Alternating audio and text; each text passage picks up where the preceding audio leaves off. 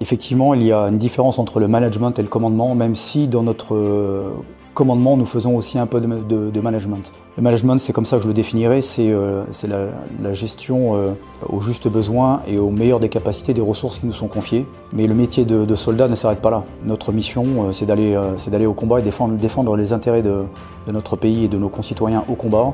Et on peut aller jusqu'à donner la mort et la recevoir pour cela, pour remplir la mission.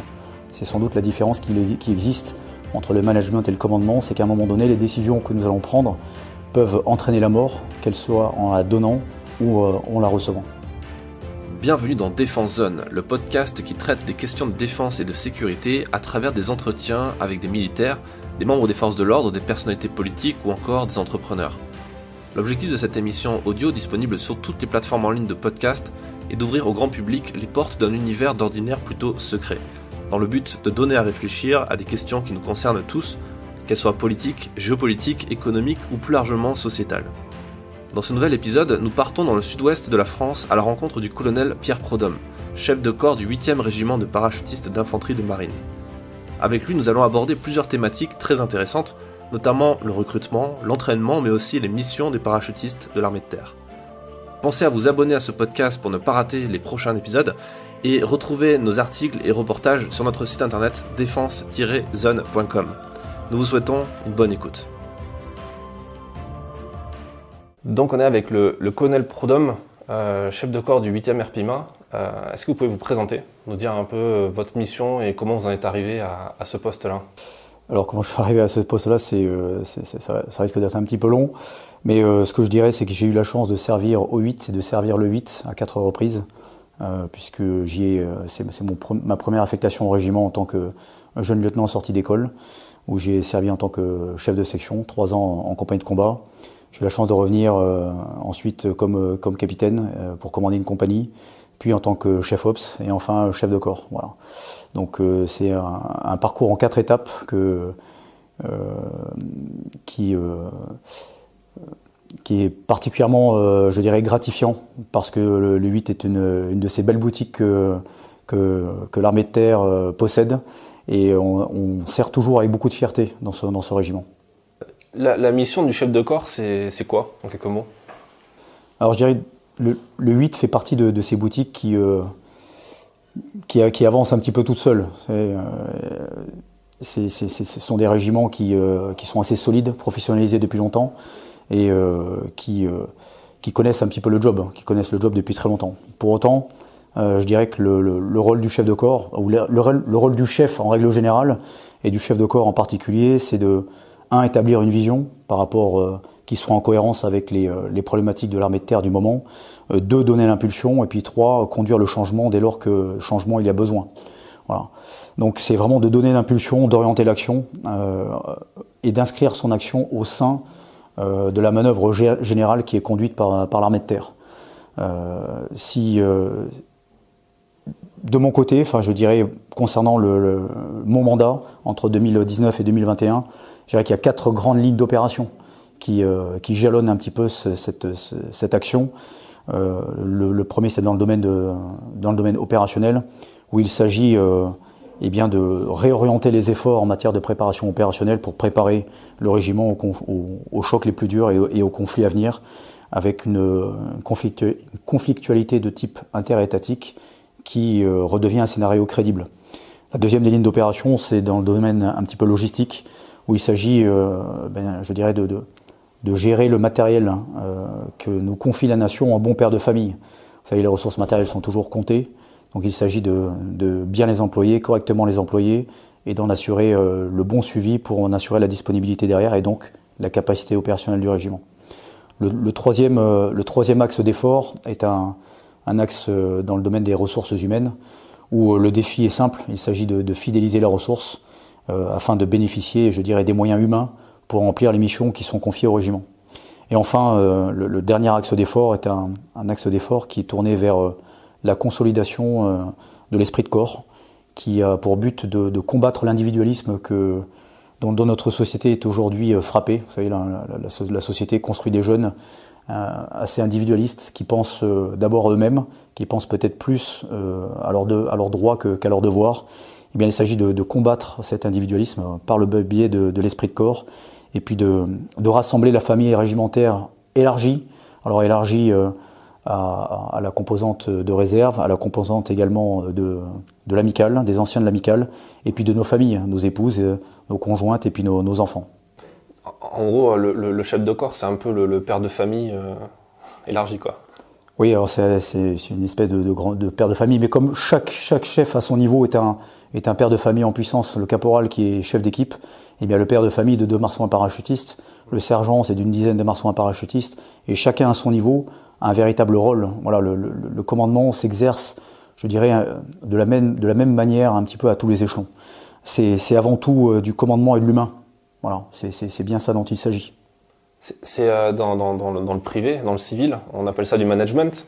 Est-ce que c'est comment on fait pour gérer la pression au quotidien? Est-ce qu'il y a une pression au quotidien en termes pour vous en tant que manager, en tant que commandant? Alors, effectivement, il y a une différence entre le management et le commandement, même si dans notre commandement, nous faisons aussi un peu de management. Le management, c'est comme ça que je le définirais, c'est la gestion au juste besoin et au meilleur des capacités des ressources qui nous sont confiées. Mais le métier de soldat ne s'arrête pas là, parce que notre mission, c'est d'aller au combat et défendre les intérêts de notre pays et de nos concitoyens au combat.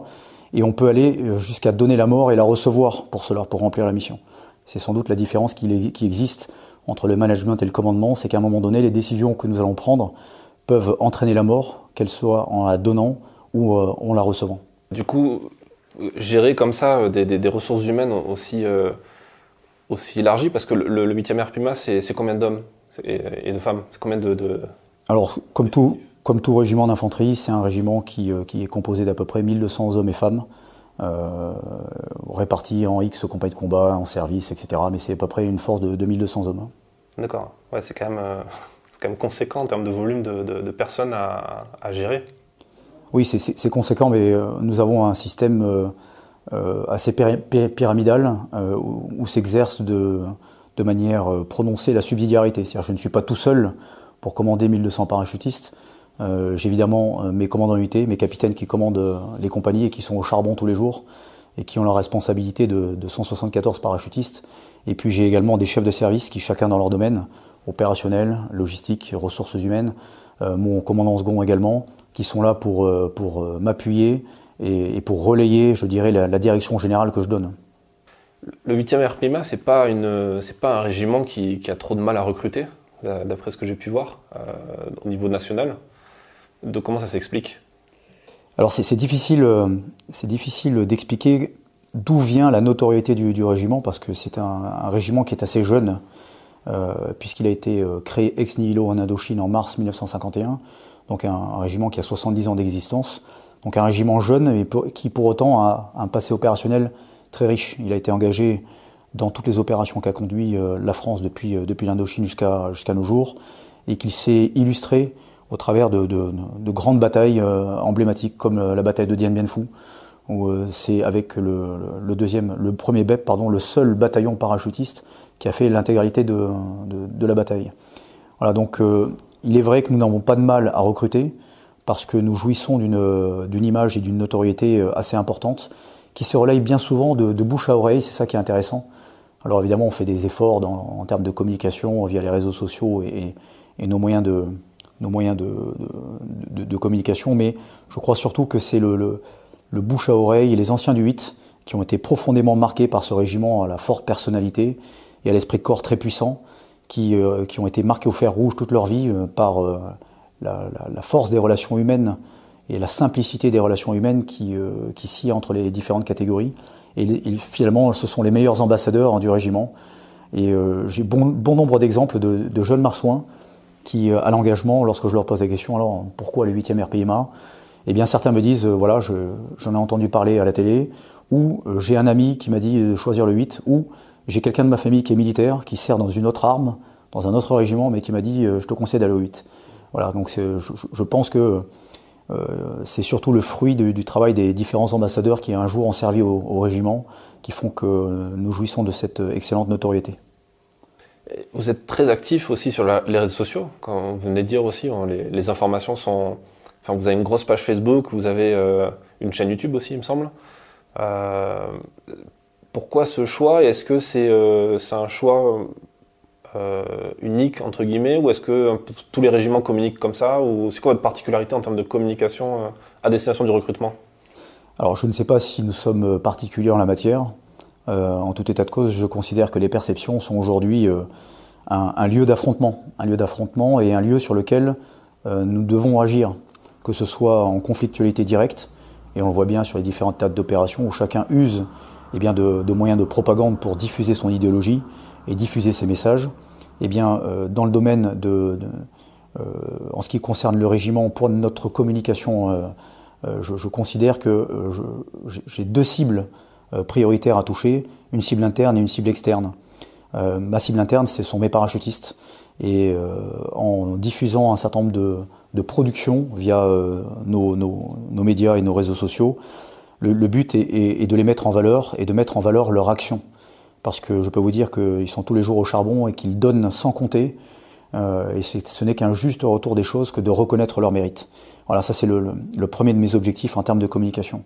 Le deuxième, et effectivement ça rejoint un petit peu la problématique du recrutement, c'est qu'on n'attire pas des mouches avec du vinaigre, vous le savez aussi, et donc il s'agit de montrer au travers de nos productions qui nous sommes et ce que nous faisons, pour donner envie aux jeunes de venir s'engager, de franchir le pas et de s'engager pour leur pays et si possible au 8e RPIMA.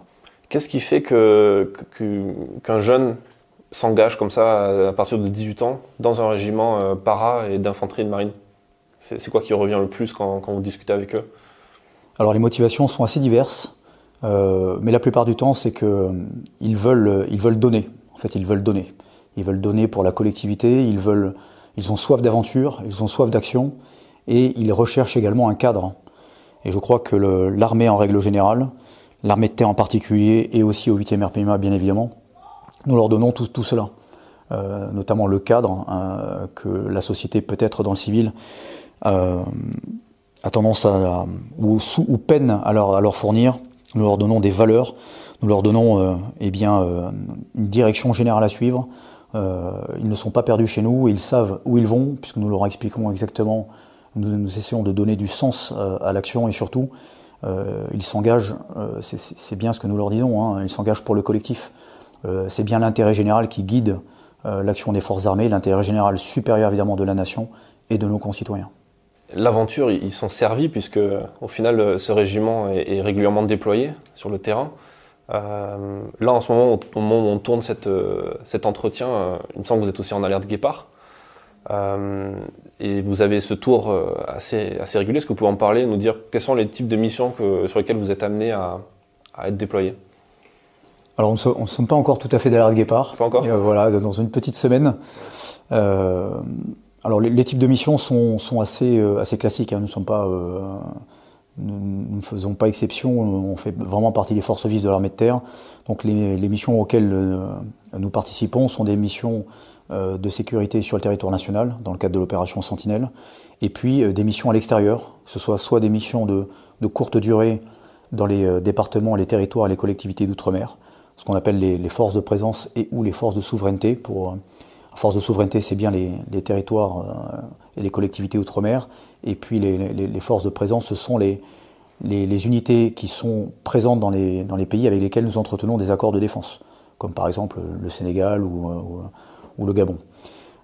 Et puis ensuite, il y a les opérations extérieures qui est évidemment la source première de motivation du para qui s'engage au 8e RPIMA et qui a soif de baroud et d'aventure. Les principales missions extérieures, justement, c'est quoi? C'est le Mali, avec Barkhane? Alors en ce moment, tout dépend du moment. Il y a quelques années, c'était le théâtre phare, c'était la Côte d'Ivoire, puis ensuite ça s'est transformé en Afghanistan, ensuite un petit peu en RCA. Aujourd'hui, effectivement, le théâtre d'opération majeur sur lequel l'armée de terre est engagée, c'est bien la bande sahélo-saharienne, donc le Sahel, le Mali, pour citer plus précisément le pays. Donc c'est un théâtre sur lequel les paras ont évidemment envie d'être projetés pour pouvoir faire leur métier, tout simplement. Par rapport justement à toutes ces opérations, toutes ces missions, ces déploiements, J'imagine qu'il y a une grosse composante d'entraînement pour être prêt à gérer tous ces théâtres et tous ces déplacements.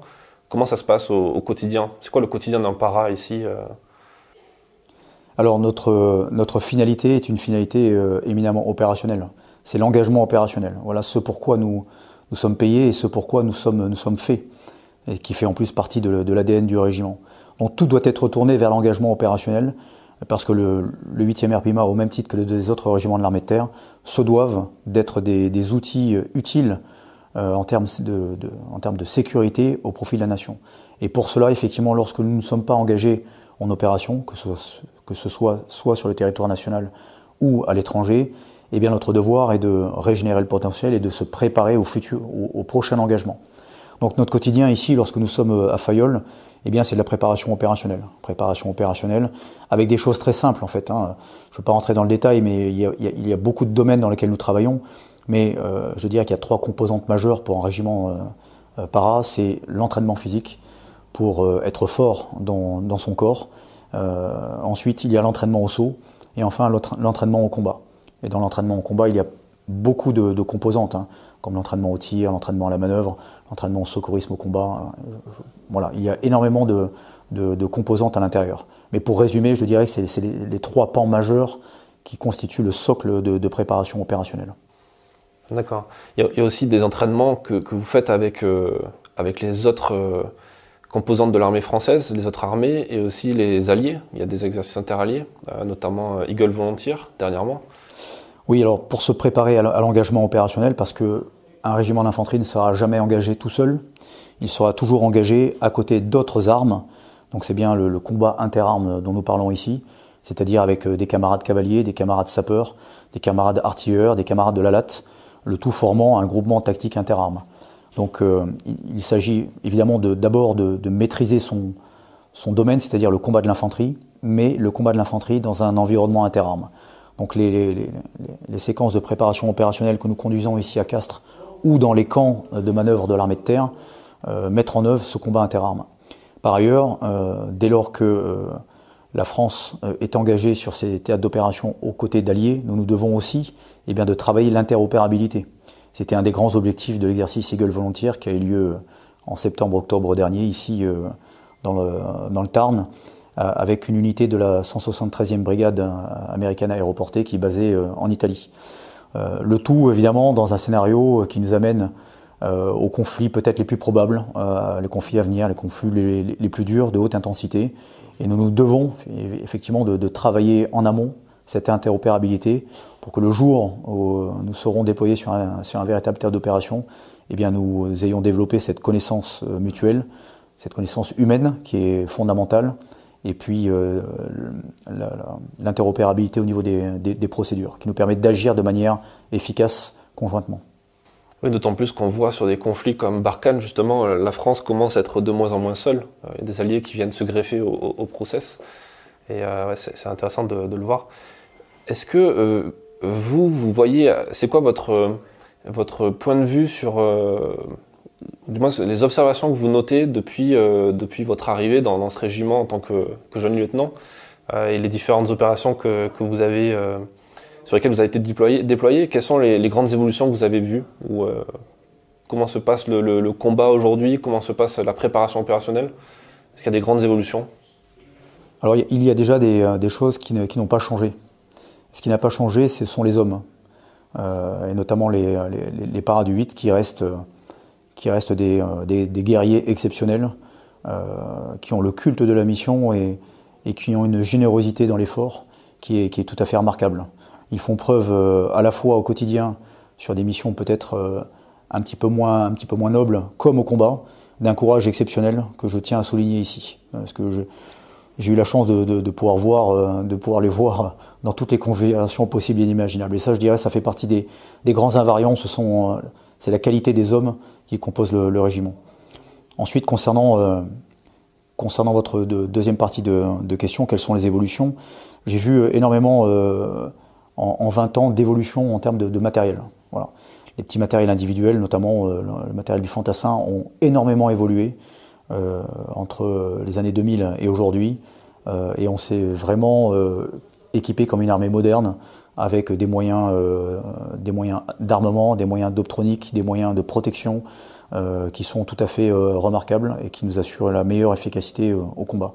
Alors évidemment, tout n'est pas parfait, rien ne sera de toute façon jamais parfait, hein. C'est un puits sans fond, mais il y a une évolution qui est vraiment notable en la matière. Ensuite, le combat, je ne suis pas persuadé qu'au combat, il y ait beaucoup d'invariants non plus. Parce in fine, hein, c'est bien la confrontation de deux volontés humaines, et c'est celui qui tient le dernier quart d'heure qui gagne. Donc après, quels que soient les moyens qu'on mette en œuvre, quelle que soit la manœuvre qui soit imaginée, l'objectif étant d'avoir la supériorité opérationnelle sur notre ennemi et en fait de le faire craquer moralement. Voilà. Et ça, je pense que ça ne changera jamais, parce que nous ne sommes pas des machines, et que c'est d'abord la tête qui guide le corps. Au niveau des doctrines, on parle de la vision stratégique qu'a mis en place le CEMAT dernièrement. Il y a une grosse partie sur le matériel, mais il y a aussi une partie sur l'entraînement qui doit être plus dur, plus cohérent par rapport à des conflits de haute intensité. C'est quoi votre vision par rapport à ça et comment vous appliquez justement cette évolution? Alors, je dirais que pour faire face aux conflits les plus durs, il y a plusieurs composantes. Il y a effectivement tout d'abord une composante, on va dire, rusticité ou aguerrissement, pour laquelle il s'agit de renforcer la résilience de la troupe, pour avoir une troupe qui au final est dure à l'effort et qui est capable d'encaisser les chocs les plus rudes. Et là, je pense que ça fait partie des invariants, c'est-à-dire que l'on soit face à une armée conventionnelle moderne ou face à des insurgés, c'est encore une fois le mental qui fera toute la différence. Et dans ce cadre-là, s'entraîner à l'aguerrissement et la rusticité, c'est assez simple, surtout pour un fantassin. Hein, c'est du parcours d'obstacles, c'est de la course d'orientation, c'est ce qu'on appelle nous ici le cross-barda. Hein. Vous prenez vos équipements et vous allez courir dans la montagne. C'est passer des séquences sur le terrain jour, nuit, avec peu de sommeil et puis beaucoup de sollicitations. C'est avoir finalement beaucoup de rusticité sur le terrain en emportant le minimum de confort. Voilà, donc ça, je dirais, on sait faire. Ce n'est pas très compliqué. Ensuite, vous avez une composante qui est un petit peu plus technique, parce que face à un adversaire de même pied, ou voire qui a une forme de supériorité opérationnelle sur vous via la technologie, il y a certains domaines sur lesquels il faut peut-être un peu plus travailler. Je pense par exemple à la guerre électronique, savoir réagir à une attaque ou une intrusion de guerre électronique, savoir réagir et se protéger face à une attaque NRBC, savoir réagir face à un tir d'artillerie, savoir s'enterrer. Voilà, tous ces savoir-faire. Alors certains sont un peu nouveaux, comme la guerre élec, mais d'autres sont aussi vieux que la guerre, c'est-à-dire savoir s'enterrer pour réagir face à un tir d'appui ennemi. Voilà, donc toutes ces composantes-là, je pense également au combat anti-char, pour lequel nous menons déjà des actions pour pouvoir renforcer les compétences, que ce soit avec des moyens réglementaires, hein, ça peut être une roquette anti-char, un missile anti-char, mais également avec des moyens de circonstance, un petit peu plus rustiques, comme de l'explosif ou voilà, je pense au cocktail Molotov. On doit être capable de mettre en œuvre un certain nombre de moyens qui nous permettent de combattre efficacement un ennemi blindé mécanisé. Ouais, c'est quelque chose qu'on a pu voir sur l'exercice Eagle Volunteer justement, où vous avez mis en place cette doctrine qui en fait n'a rien de nouveau, comme vous dites, c'est un truc qui est aussi vieux que la guerre et avait des techniques qui étaient utilisées par la résistance pendant la Deuxième Guerre mondiale. Est-ce que vous pouvez en parler un petit peu de ça? Je trouve très, très intéressant au final, à l'heure où on parle de Scorpion, de la haute technologie intégrée à l'armée, comment on fait pour revenir sur des moyens un peu plus conventionnels? Déjà, je dirais que dans un combat haute intensité, toutes les composantes, chaque composante a sa place et chaque composante a sa place, avec un A qui a un et pas d'accent. Chacun a sa place et chacun a sa place. Et pour la composante TAP, pour nous fantassins, nous avons vocation, une fois que nous sommes largués derrière les lignes ennemies, à combattre à pied, donc avec des moyens technologiques qui sont forcément plus limités que lorsque vous opérez à partir d'un engin qui porte la technologie. Et pour autant, nous avons notre place parce que nous sommes capables de mettre en œuvre des moyens rustiques comme des moyens performants. moyens performants comme le poste anti-char, le MMP, qui était un bijou de technologie. Mais on doit être capable, lorsque ce dernier n'a plus de missile ou est inopérant, eh bien de travailler avec les moyens du bord. Et ça, je pense que c'est aussi une des composantes, un des invariants de la guerre. C'est-à-dire qu'on doit être capable de maîtriser la technologie du moment qui nous permettra d'augmenter nos chances d'avoir la supériorité opérationnelle, mais on doit être capable de travailler en mode dégradé. Parce qu'in fine, encore une fois je me répète, mais c'est bien le moral qui fera que la décision sera remportée dans un camp ou dans l'autre, et non pas le matériel, c'est bien le moral qui comptera. D'où l'importance de l'esprit de corps, d'où l'importance de lutter contre l'individualité, comme vous disiez au début. Oui, il n'y a pas de Rambo chez nous, ça n'existe pas, c'est juste au cinéma. Notre force provient du collectif. Et oui, c'est un petit peu à l'image d'une équipe de rugby. Une équipe de rugby n'est rien, enfin je veux dire un ailier n'est rien tout seul, un avant n'est rien tout seul, un arrière n'est rien tout seul. On a besoin du pack, on a besoin des ailiers, on a besoin de l'arrière, on a besoin de tout le monde. Et c'est la force du collectif qui fait qu'à la fin, on arrive à marquer l'essai ou pas. Et c'est bien ce collectif que nous devons de développer et de consolider, parce que c'est bien ça qui fera la différence à la fin. On parlait des troupes aéroportées, le fait d'être largué, le fait votre cœur de métier, c'est quand même d'être parachutiste.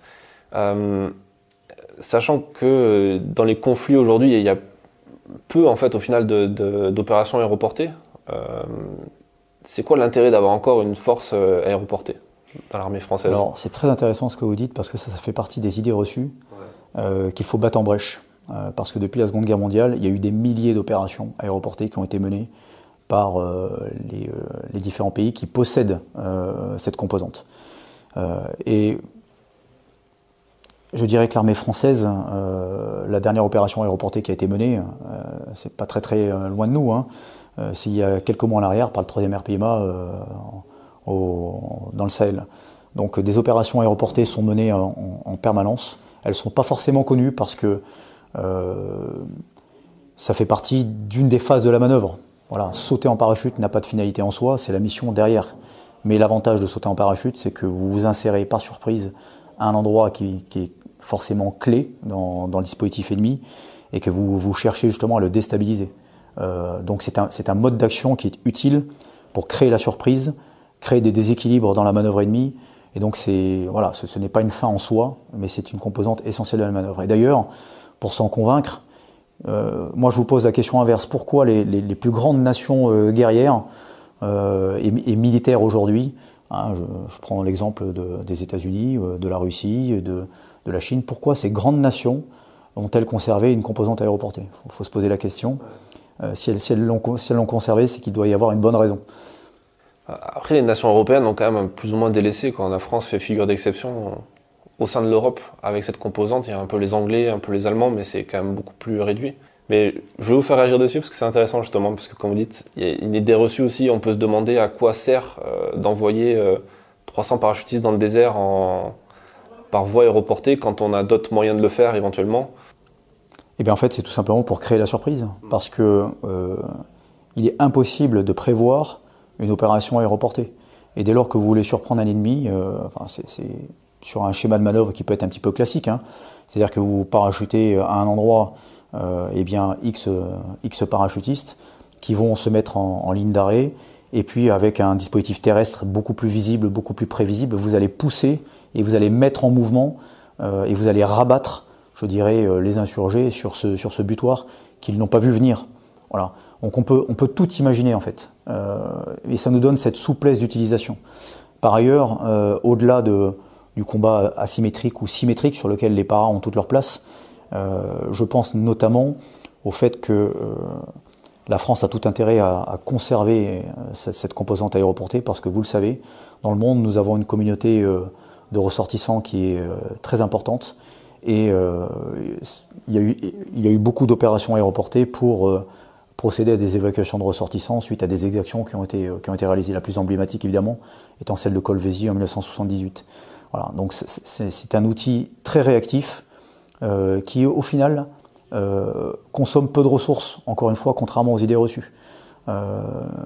Et et qui procure un surcroît de liberté d'action aux décideurs politiques. Oui, c'est une option supplémentaire qui est exactement. Non négligeable. Et vous savez, à la guerre, il y a un principe de base qui est le contournement de la puissance. Dès lors que vous ne possédez pas l'intégralité des outils, eh bien l'ennemi cherchera à s'en équiper justement pour contourner votre puissance. Voilà, donc, en termes, là on est plus dans la diplomatie, mais est-ce que c'est pas ça aussi qui attire un petit peu les États-Unis enfin les forces américaines à venir s'entraîner avec vous ici dans la Montagne Noire, parce que vous êtes cette composante aussi, parce que je sais que vous faites des échanges de brevets aussi parfois sur des exercices. Le partenariat entre les États-Unis et la France est quand même date depuis la Révolution américaine. Hein. Je crois que nos deux pays sont de vieux alliés et nous avons toujours eu l'habitude de travailler ensemble. L'histoire ne ment pas. Hein. Regardez la Première Guerre mondiale, regardez la Deuxième Guerre mondiale. La France et les États-Unis sont deux pays qui se connaissent bien et qui s'estiment, je pense, hein, et sur lesquels les forces armées ont toujours eu l'habitude de travailler ensemble. Vous, à titre personnel, j'ai lu quelque part que vous avez fait un séjour aux États-Unis pendant 1 an pour étudier à l'US Army College, ça ? Oui, à l'US Army War College, oui, tout à fait. Vous pouvez me parler un peu de cette expérience ? Alors, une belle expérience déjà à vivre en famille, sur une année, ce qui est vraiment intéressant parce que vous voyez votre famille évoluer dans un nouveau milieu, avec un nouvel environnement, avec une langue à apprendre, une langue à apprivoiser, surtout quand vous avez des enfants en bas âge. Donc une véritable aventure familiale, et puis d'un point de vue professionnel, j'ai trouvé ça particulièrement enrichissant, parce que vous vous retrouvez finalement le seul officier français sur à peu près 400 stagiaires, dont 76 étrangers. Donc une richesse incroyable, parce que venant de tous les horizons, hein, vous avez, comme je vous dis, 76 stagiaires étrangers venant de 76 pays différents, et puis le contact avec nos camarades américains, afin de comprendre un petit peu comment est-ce que eux voient quelle est leur perception du monde, quels sont je dirais les points d'appui sur lesquels ils posent leurs réflexions stratégiques. Donc c'est toujours intéressant d'approfondir cette connaissance de nos alliés et de créer aussi des connexions. C'est toujours également intéressant. Vous parliez tout à l'heure de la 173. C'est aussi grâce à ce séjour aux États-Unis que j'ai fait la connaissance de l'actuel colonel qui commande la 173e brigade basée en Italie, et qui nous a permis de réaliser cet échange. Le réseau, quoi. On a fait un bon tour d'horizon de votre métier. Est-ce que vous pouvez nous parler un peu de votre expérience en Afghanistan ? Parce que je sais que vous avez été déployé au cours d'un mandat qui a été particulièrement intense pour l'armée française, le mandat Raptor. Est-ce que vous pouvez nous en parler un peu ? Alors j'ai vécu 2 missions en Afghanistan qui étaient foncièrement différentes, parce que j'occupais 2 postes qui étaient vraiment différents. Ma première expérience était en 2008 en tant que capitaine commandant unité. Et donc là, j'étais avec mes marçons à para dans la mêlée, et nous étions sur le terrain déployés pour lutter contre les insurgés, contre les talibans. Donc là, le nez dans le guidon et dans la mêlée. Donc une expérience très forte d'un point de vue humain. Nous étions engagés au combat de manière quasi quotidienne. Donc beaucoup de souvenirs et de moments un petit peu difficiles aussi. Mais une expérience inoubliable, et qui nous a permis de tisser aussi ces liens dont je vous parlais tout à l'heure entre certains de mes parachutistes et moi-même, que je connais depuis plus de 20 ans. Voilà, ça c'était une première expérience, je dirais plutôt à consonance guerrière, qui dissonne de manière assez étonnante avec ma deuxième expérience, puisque c'était dans le cadre de la mission école de guerre. J'étais stagiaire à l'école de guerre. Et donc j'étais à ce moment-là déployé sur Kaboul en tant qu'adjoint en conseiller communication, qui lui conseillait le général qui commandait la Task Force Lafayette, donc l'unité, la brigade française qui était déployée en Capissa. Et donc c'est plus sous un prisme communication que j'ai vécu ce mandat, un mandat très intense, parce que effectivement il y a eu beaucoup de tués dans les rangs français. Et puis il y a eu des événements aussi assez incroyables, comme je dirais la mort de Ben Laden, suite à l'action américaine au Pakistan. Donc des événements à traiter en termes de communication qui étaient particulièrement intéressants. Ouais. C'est sur ce mandat qu'il y a eu également le décès d'un photographe du CIRPA, qui était un événement qui n'était pas arrivé depuis très longtemps, qu'un communicant de l'armée tombe au combat. Alors quand on parle de guerrier, il y a le guerrier qui tient le fusil, et puis ensuite il y a le guerrier de l'image, qui lui a troqué son fusil avec soit par une caméra, soit par un appareil photo.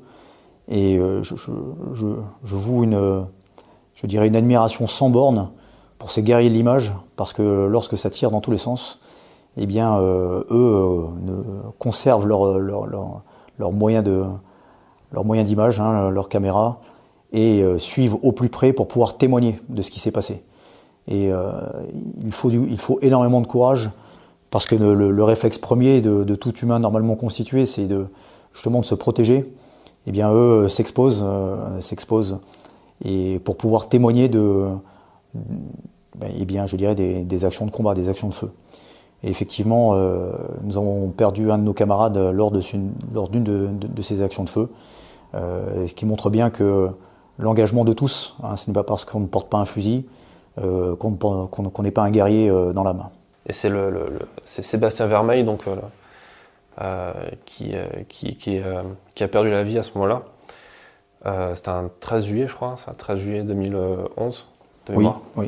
C'est quoi donc deux mandats complètement différents.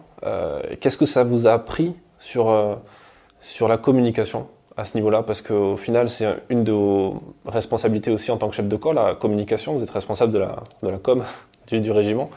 Qu'est-ce que ça vous a appris et comment ça impacte votre communication aujourd'hui au quotidien?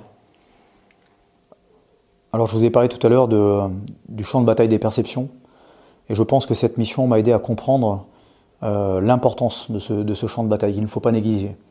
Parce que vous pouvez sur le terrain avoir une victoire tactique, mais une défaite stratégique, parce que d'un point de vue communication, eh bien les résultats obtenus sur le terrain ne sont pas du tout relayés de la bonne manière. Et donc on peut perdre d'un point de vue communication, même si on a gagné tactiquement et d'un point de vue militaire. Donc les deux sont forcément liés, surtout dans nos démocraties, où je dirais l'opinion publique est particulièrement importante. Et donc ça m'a permis de comprendre l'importance des perceptions sur ce champ de bataille qui est immatériel, mais qui est ô combien important. Alors comment est-ce que ça agit sur la communication que nous menons aussi aujourd'hui du régiment? Alors c'est déjà une communication qui est très différente, parce que c'est pas une communication opérationnelle qui relève de l'état-major des armées. Nous faisons une communication dite plus organique, avec les deux objectifs que je vous ai indiqués tout à l'heure, à la fois cultiver la fierté d'appartenance de mes parachutistes au 8e RPIMA, et puis chercher également à attirer d'autres jeunes et à les inciter à venir s'engager pour leur pays. Pour autant, bien conscient de l'impact de cet aspect-là, eh bien, nous menons une communication que j'essaye des plus actives pour pouvoir toucher les objectifs que nous sommes fixés en la matière. Pour terminer, s'il y avait un conseil à donner, quel conseil vous donnerez à un jeune qui pense éventuellement à s'engager au 8 ou ailleurs, ou qui s'intéresse aux faits militaires, de toute votre expérience et de votre retour, qu'est-ce que vous donneriez comme conseil? Franchis le pas, franchis la porte, parce que il pourra y découvrir ce qu'il est venu chercher, c'est-à-dire, comme je l'ai dit tout à l'heure, un cadre de l'aventure, et puis la capacité aussi d'évoluer, parce que notre système et notre institution est ainsi fait que l'escalier social fonctionne. Vous savez, on a toujours l'habitude de parler d'ascenseur social, mais je n'aime pas cette expression, parce que l'ascenseur, vous appuyez sur le bouton et sans effort, vous montez au 10e étage. L'escalier social, vous montez à la force des muscles des jambes, et c'est vraiment ce qui fonctionne dans notre institution. Je vais vous donner un exemple très simple, celui d'un de mes lieutenants, qui est actuellement à l'équipe de mes commandos parachutistes, qui l'a rejoint l'été dernier, et qui, il y a exactement 8 ans, s'est engagé en tant que jeune marsouin au 8e RPIMA. Et donc il a grandi au sein du 8, il a fait ses preuves, il a fait son trou, et à la force du poignet, et grâce au mérite, qui est quand même quelque chose de prégnant au sein des armées, eh bien, il a gravi les différents échelons, il a réussi un concours exigeant, il s'est très bien classé pour pouvoir choisir à nouveau le 8e RPIMA, et il est revenu avec 2 barrettes de lieutenant aujourd'hui, et il est au commando para. Et ça, c'est un magnifique exemple d'escalier social qui doit, je dirais, inciter nos jeunes à franchir le pas et à se dire, en avant, je me donne les moyens de mes ambitions, je n'ai pas envie d'être un assisté, j'ai envie de progresser et j'ai envie d'y aller, quoi. Voilà. C'est un bon conseil. Merci pour votre temps et tout ce partage d'expérience. Et on renverra les gens sur la page Facebook du 8e RPIMA pour avoir plus d'informations et suivre votre actualité de près. Merci. Merci d'avoir écouté cet épisode jusqu'à la fin. S'il vous a plu, partagez-le autour de vous et abonnez-vous au podcast pour ne pas rater les prochains. Défense Zone, c'est aussi un magazine en ligne et en papier disponible sur le site internet défense-zone.com. Rendez-vous en description pour plus d'informations. À très vite dans un prochain épisode.